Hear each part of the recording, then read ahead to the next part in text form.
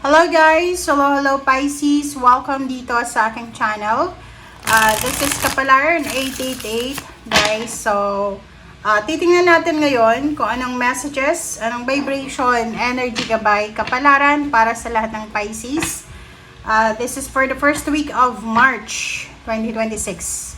March 2 hanggang March 8. So, please comment down below if you resonated or kung ano man yan na mga gusto nyong sabihin. Okay, so happy birthday doon sa mga Pisces na nanonood ngayong araw na ito. So this is your first week of March. So kung magbe-birthday ka this week, titingnan natin ano ba yung message na kailangan mong marinig. Alright, so yun. Okay, Pisces. Okay, Pisces.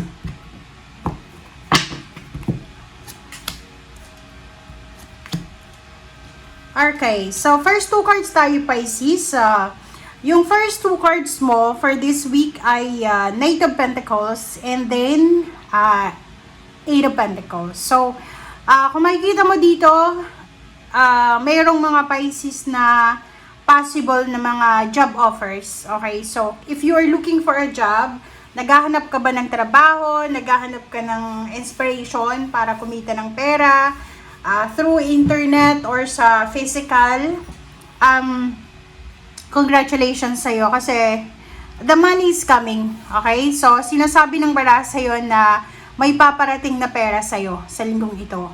So, maybe hindi siya literal na pera as in lump sum of money. There's an opportunity, there's a blessings, there's a windfall, there's a inflow of money. So, job offers, may magpapautang sa'yo, may magbabayad ng utang, may mag-offer sa'yo ng trabaho, ng tirahan, marami. So, there's a parang unexpected help or unexpected income coming para sa'yo. Okay, so yung iba naman sa inyo dito, Pisces, nandito yung Eight of Pentacles. So, sinasabi ng Eight of Pentacles dyan na sa linggong ito ay sobra kang busy. Abalang-abala ka sa linggong ito. So, you are occupied or you are busy, you are hardworking, overworking, multitasker ka this week. So, kung makikita mo dito, wala kang oras sa linggong ito para siguro maglakwatsa, makipag-chismisan, hanggang umaga. Kasi dito sinasabi ng barahan na you need to focus. Okay, may kailangan kang bigyan ng focus, may kailangan kang tapusin. So maybe you have parang chores or may mga adjustment ka sa trabaho, like your schedules or yung time frame or kung ano pa man. Sinasabi ng barahan na nakafocus ka sa pera, sa trabaho, sa linggong ito. Okay, wow! Ang ganda. Next card natin dito, Pisces, is our Six of Wands, and this one is one. So, this is passion, this is about your emotion, and action. So, sinasabi ng Five of Wands dito na this week, kung nag-a-apply ka ng trabaho, possible ka na marami kang may encounter. Like, kung nasa HR ka, nasa agency ka, marami kang may encounter na mag-a-apply din tulad mo. Yung iba din sa inyo dito, posibleng sa linggong ito, kung ikaw ay business person, may negosyo, restaurant, store, supermarket, or kung ano man na binibenta mo, sinasabi ng bara sa'yo na makikita mo sa linggong ito na napaka-competitive ng lahat ng tao. So, competitive talaga ang linggong ito. Kumbaga, makikita mo na lahat ng tao ay parang iisa lang yung goal. Ang goal lang ng mga tao is yung magtagumpay sila. Okay? So, sinasabi ng bara sa'yo dito na this week ay meron ditong Pisces na napaka-positive niya, napaka-confident. Ilalaban mo talaga, Pisces, yung success mo. Kumbaga, you're super motivated, you're inspired na makuha kung ano man itong tagumpay na ninanais mo. Alright. So, let's check for Knight of Pentacles. Knight of Pentacles.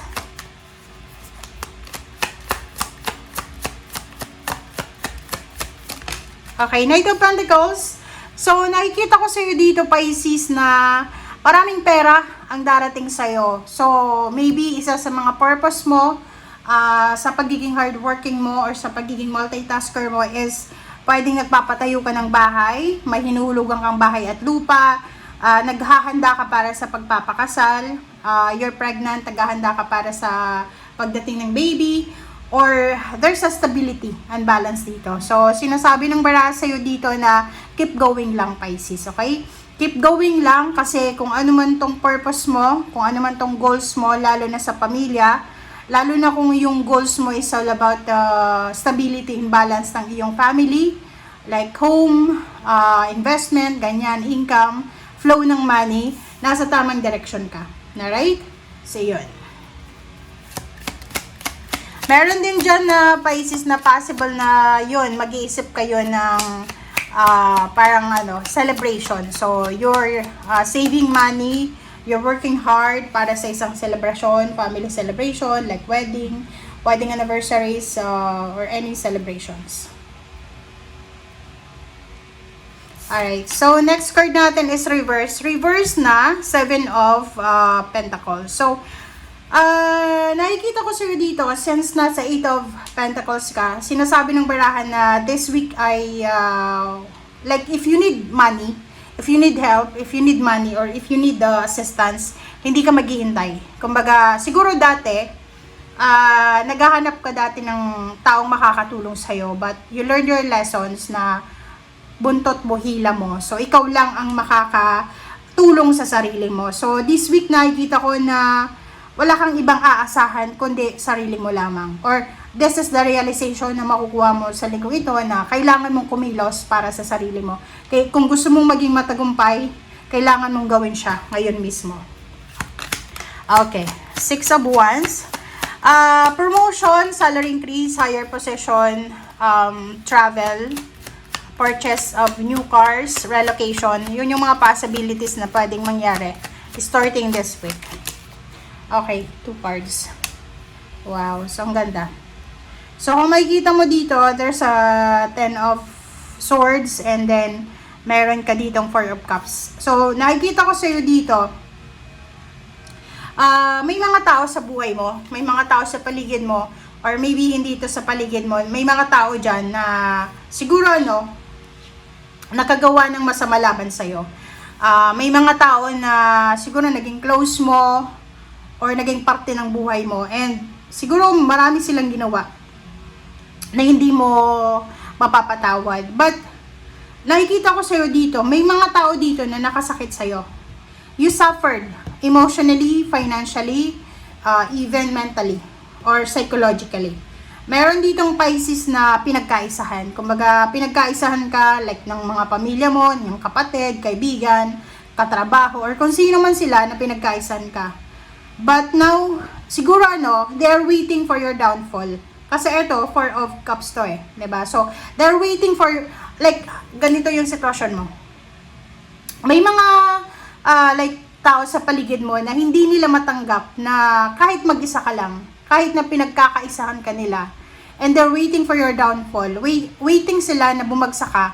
Kasi once na bumagsak ka sa buhay, ini-expect nila na hihingi ka ng tulong sa kanila.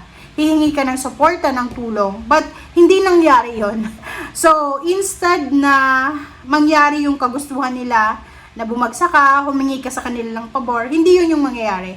Ang mangyayari ngayon is kahit pagkaisahan ka, kahit na ilog mo ka pa sa kung ano man na paghihirap ng mga taong ito, babangon at babangon ka. Okay? O makikita mo dito, nasa 10 of Swords ka diba? Pinag-uusapan ka kahit kadugo mo, kahit kapamilya mo, pinag-uusapan ka. They are conniving each other, 'di ba? Yung parang nagpaplano sila para paano ka ba ipabagsak? Paano ka ba pababalikin sa buhay nila para pagtawanan ka nila? But this one, they're waiting for nothing. Okay? Kasi parang sinasabi ng baraha, maghihintay sila sa wala. Kasi the more na ipupush down ka nila, the more na pagkaisahan ka nila, the more na iaangat ka ng Panginoon. Alright? Nakikita ko sa'yo dito yung peaceful and mature na Pisces. Oh, reverse. Reverse na Ten of Pentacles. So, nakikita ko yun. May mga tao sa paligid mo. There's some people na wini-wish nila na sana yung pera na meron ka, sana yung tagumpay na meron ka, ay mapasa kanila. Kumbaga, parang they're questioning your credibility or they're questioning your blessings. Parang, may mga tao sa paligid mo, Pisces, na sinasabi nila na hindi deserve ni Pisces yung blessings na meron siya ngayon. Hindi nila alam na yung blessings na meron ka ay hindi yan yung blessings na hindi lang, kumbaga, gumising ka na may blessings. Kasi, pinagpaguran mo yan. Okay? And hindi nila nakita yung sacrifices mo. Nakikita lang nila itong lump sum of money, itong success, itong victory. So, sinasabi ng bara sa'yo dito na you need to be careful. Okay? Mag-iingat ka sa mga taong pagkakatiwalaan mo, especially sa mga kadugo mo. Okay? Kadugo, kaibigan. Yung mga taong akala mo close mo, kasi yung mga taong yan, they cannot accept na mas magaling ka sa kanila. They cannot accept na kahit magaling sila sa craft nila, pero mas magaling ka. Parang gano'n. So, mag-iingat ka. Okay? Alright, so let's check. Pisces. This is for money. Ano ba yung possible na money news sa'yo sa linggong ito?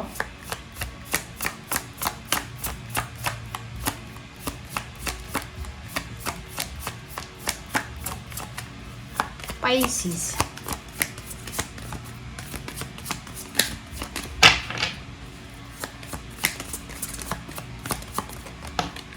Okay. Magician. This is Magician and the Mirror. So, kung makikita mo dito, this is number 8. Money din. This is 8 of Pentacles. So, sinasabi ng baraha, kung magkano yung pera mo sa ngayon or kung gaano ka nagsasacrifice, Pisces, dodoble yan. Okay? Magician in the Mirror. Kumbaga, the blessings, your victory, your blessings, your manifestation will double. So, mirror siya. Trifold and then tenfold. So, parang sinasabi ng bara sa'yo dito na all your wishes will come true. Okay? So, lahat daw ng wishes mo, especially if it's about money, kasi naging magaling ka naman dito, naging masipag ka, magaling kang dumiskarte. So, sinasabi ng barahan na simula sa linggong ito, ilagay mo na yan sa isip at puso mo na because of your hard work, dodoble lahat. Dodoble yung income mo, dodoble yung swerte mo, dodoble yung kliyente mo, or dodoble lahat sa'yo. Okay. Lalo na sa finances.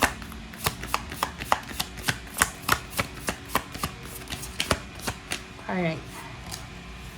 Patience. So, yun. Ang kailangan mo lang daw sa linggong ito is be patient. Okay? Kung may mga tao dyan sa paligid mo na pilit kang binabagsak, just be patient. Okay? Just trust God. Pray. And yun yung pinaka-importante kasi ang dami-daming blessings na mayroon ka sa ngayon, dodoble pa yan. Yun yung sinasabi ng Magician dito. Everything happens for a reason, but the universe will give you the reason para mas ma-enjoy mo pa yung blessings na darating sa'yo. So, you need to be patient. Sorry. Alright, so let's check. Ano ba yung spirit message sa'yo? Last message para sa'yo, Pisces.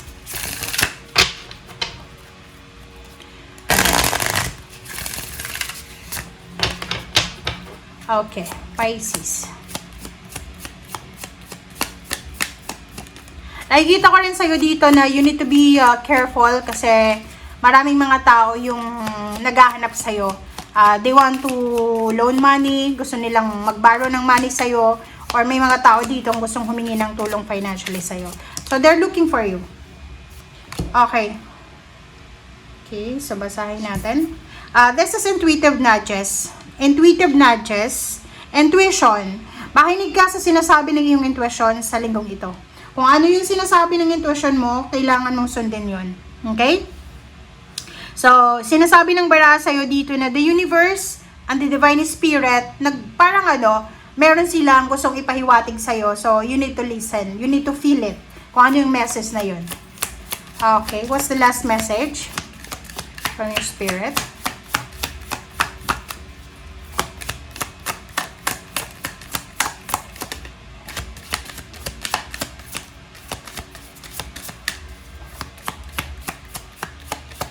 Correct. Last message is ancestral wisdom. Wow. So, sinasabi ng bara sa'yo, this is your spiritual helpers and guides. This is your family. Okay, so, Pisces, kung makikita mo dito, yung last card mo dito is, last cards, para pareho lang yung messages niya. Intuitive nudges and ancestral wisdom. Ibig sabihin yan, you have spiritual helpers and guides talaga. So, medyo nakakakilabot siya. But, if you're Pisces, napapansin mo yun, di ba? Na may mga pagkakataon sa buhay mo na may mga decision making ka na magde-decide ka na but biglang magbabago yung takbo ng isip mo, parang ganun. So your spiritual helpers is touching you, parang ganun, and giving you messages through intuition. So sinasabi ng bara sa'yo dito na wag kang mag-alala, okay? Don't worry, Pisces, because your ancestors, your spiritual helpers and guides, they love you, mahal ka nila, and they are supporting you kahit na wala na sila dito sa mundong ibabaw. And sinasabi ng barahan na to na ikaw daw yung magpapatuloy ng kanilang nasimulan dati. So, they are willing to help you kung paano mo kumbaga diskartehan yung buhay mo. So, wag mong iisipin, like for example na if yung mga buhay na kasama mo ngayon, kapamilya, kadugo, kaibigan, they betrayed you or ano pa man, wag kang mag-alala kasi traidorin ka man ng buhay, may mga espiritu or may mga spiritual helpers and guides ka, angels, na handang dumamay para sa'yo. Okay? Thank you guys. Bye!